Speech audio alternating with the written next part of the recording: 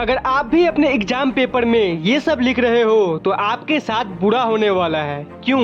और क्या आपको पता है सुप्रीम कोर्ट ने पतंजलि के एडवर्टीजमेंट को बैन कर दिया? ऐसा क्यों? और क्या हो अगर दुनिया का सबसे अमीर आदमी ही वर्ल्ड रिचेस्ट पर्सन के लिस्ट में ना हो? ये कैसे हो सकता है? यही सोच रहे हो ना? वीडियो को पूरा जरूर देखना, एकदम शॉक्ड रह जाओगे। फैक्ट नंबर 5, ये बहुत ही ज्यादा डीप साइकोलॉजिकल फैक्ट है, इसे आपको एकदम ध्यान से सुनना होगा। मान लो कोई आदमी क्राइम किया है और कोर्ट में खड़ा है और जज को उसे सजा देना है, तो अगर एक साइड सुंदर लड़की खड़ी है और एक साइड एक नॉर्मल सा लड़का खड़ा है जो उतना अट्रैक्टिव नहीं दिखता, फिजिकल अट्रैक्टिवनेस की बात हो रही है यहाँ पर, तो क्या ये चीज जज के सेंटेंस को बदल सकता है? यानी क्या लड़की के सुंदर होने के चलते जज सजा ना दे या सजा कम दे? ऐसा हो सकता है? कानून के हिसाब से ऐसा नहीं होना चाहिए, ठीक है? लेकिन ये देखो रिसर्च रेफरेंस जो कि मैं आपको स्क्रीन पर दिखा रहा हूँ, और ये रिसर्च क्या बताती है ये मैं आपको बता रहा हूँ। अगर कोई सुंदर लड़की है तो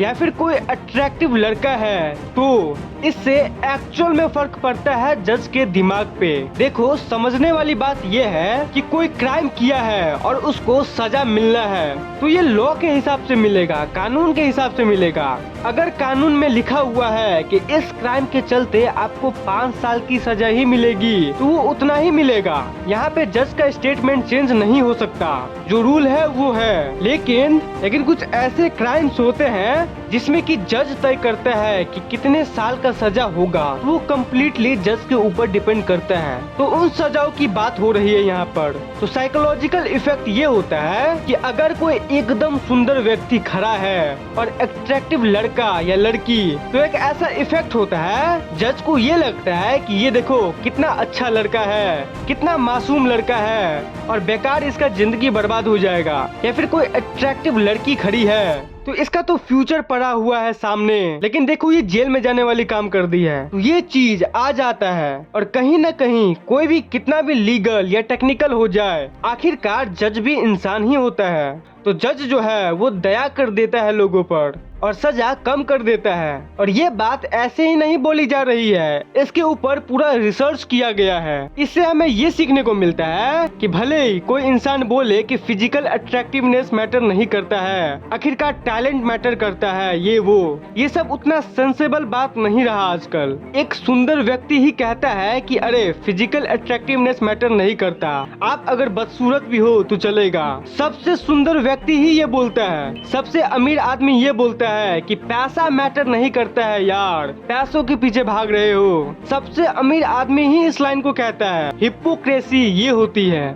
फैक्ट नंबर 4, आपने इस बात को सुना ही होगा कि एडवर्टीजमेंट किसी भी चीज का हम जब कराते हैं तो कुछ ऐसा क्लेम करना जो कि अगर लॉ के खिलाफ हो, ये किसी भी ब्रांड पे भारी पड़ सकता है। और पतंजलि ब्रांड के साथ भी ऐसा ही कुछ हुआ। रिसेंटली सुप्रीम कोर्ट ने पतंजलि के एडवर्टीजमेंट को बैन कर दिया, यानी पतंजलि कंपनी के जो एडवर्टीजमेंट ऑलरेडी हो रखे थे उनके प्रोडक्ट्स के ऊपर, वो अब नहीं दिखाया जाएगा, क्योंकि इंडिया की सबसे बड़ी कोर्ट ने ये ऑर्डर दिया है। और आखिर ऐसा क्यों? देखो कई जगह पर आपने सुना होगा कि पतंजलि के प्रोडक्ट्स को किसी बीमारी के क्योर के रूप में बेचा जाता था। किसी बीमारी के कॉन्टेक्स्ट में क्योर और ट्रीटमेंट, इन दोनों सब का बहुत बड़ा मीनिंग होता है। क्योर मतलब होता है कम्प्लीटली क्योर कर देना, यानी ठीक कर देना, एकदम फिट कर देना।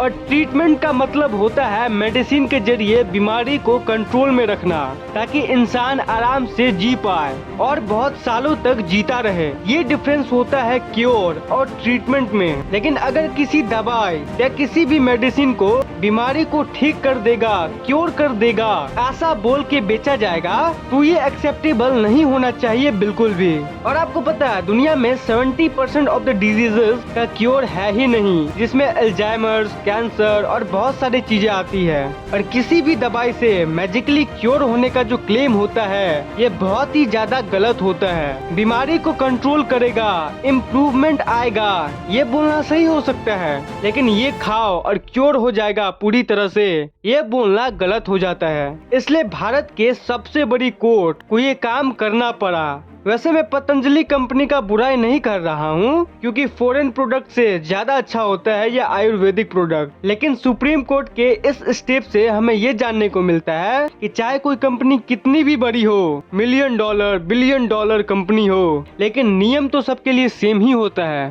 फैक्ट नंबर 3, मैमल किसे कहते हैं? ऐसे क्रिएचर्स जिनके अंदर मेमोरी ग्लैंड स्थित होता है, यानी ऐसे जानवर जो अपने बच्चे को मिल्क फीड करते हैं। तो इस दुनिया में बहुत सारे क्रिएचर्स मैमल की कैटेगरी में आता है। आपने साइंस में पढ़ा होगा ये मैमल वगैरह के बारे में। तो एक फैक्ट है कि बैट यानी चमगादड़ ओनली फ्लाइंग मैमल है। अगर आपसे कोई पूछे कि ऐसा कौन सा मैमल है जो उड़ सकता है, तो वो सिर्फ बैट ही है, चमगादड़। साइंस वाले को मजा आ रहा होगा, नॉर्मल वाले बोल रहे होंगे कि क्या बैट बैट बता रहा है। कोई अच्छा सा चीज बताओ, बताता हूँ। Fact number 2, rich people theory नाम का एक थियरी है हमारे वर्ल्ड में, और इस अमेजिंग थियरी के हिसाब से वर्ल्ड में जो एक्चुअल में अमीर है, वो लोग अमीर लोगों की लिस्ट में है ही नहीं। अगर आप फोर्ब्स में सबसे अमीर लोगों को देखोगे तो Bernard Arnault, Elon Musk, Jeff Bezos etcetera, तो ये सब वो लोग हैं जो ऑफिशियली रिच हैं, यानी जो वर्ल्ड के सामने आए हैं और अपने प्रॉपर्टी, अपने नेटवर्थ को दिखाए हैं। लेकिन रियल लाइफ में इस दुनिया में ऐसे कुछ लोग होते हैं, ऐसे कुछ परिवार हैं जो कि इनसे भी बहुत ही ज्यादा अमीर है,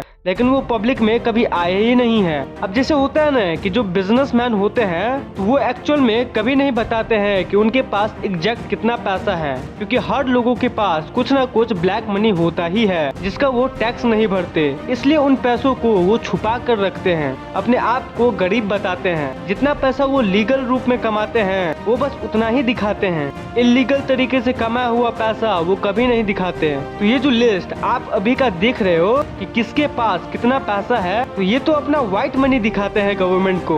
इन लोगों के पास ब्लैक मनी भी होता है, बट उसका डेटा कहीं नहीं होता।